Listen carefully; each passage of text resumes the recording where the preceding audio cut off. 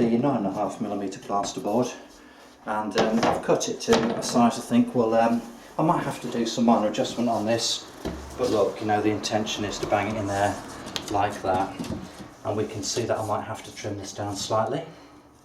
So I need to take a little bit off this corner here.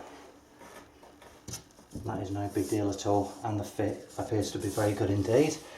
So I'll just trim this bit.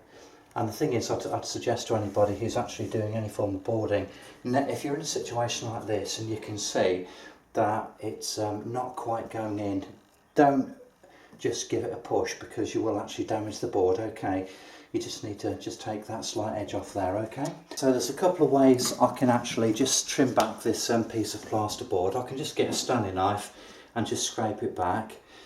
But there is a slightly better way, and if you do quite a bit of plastering or boarding, it might be worth acquiring one of these, and that's called a Surform, okay? It's made by Stanley. Don't know whether you can see the name on there. Surform. It's basically like a glorified cheese grater, and the way you use it is very easy.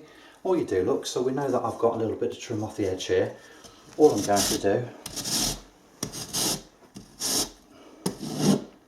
just trim it back. And the thing is with this, you know, just take it, you know, bit by bit. You don't need to start banging off loads and loads of bits. And we can see straight away, look, that that's a pretty decent fit. There is a slight obstruction up there, so I'm just going to try and lose that. And it appears to be something underneath the cell. So let's just take that back. It looks as if it might be an old piece of caulking or something like that.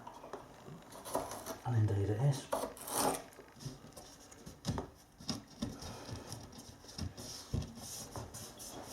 So that's looking alright. So I'm just going to use the Surform again, just to shave back a little bit of the board, just to hopefully enable us to get a better fit. Just needs a little bit, don't want to go too heavy on it. Right, let's have another go then. Offer this up and see how we get on.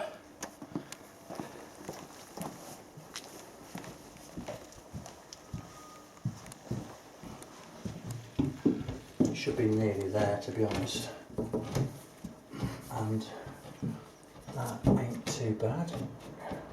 Oops, plastering behind there. So I think realistically that's the best I'm probably going to get without having to keep faffing with it. So that's what I've got at the moment.